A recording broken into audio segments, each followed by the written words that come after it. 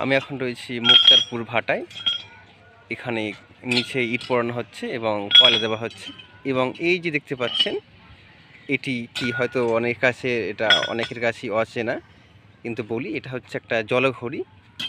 একটু পরে এই পতাকাটা নিচের দিকে নেমে যাবে এবং তখন এই নিচে কয়লা দেওয়া বন্ধ করে দেওয়া হবে।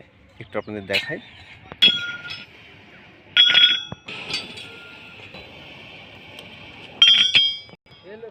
এই যে এখানে বড় একটা চিমনি আছে, এখন ইট পোড়ানো হচ্ছে বলে ওই যে ধোঁয়া আকাশে উঠছে। এটা একটা পুরোটাই ইট ভাটা দেখা যাচ্ছে।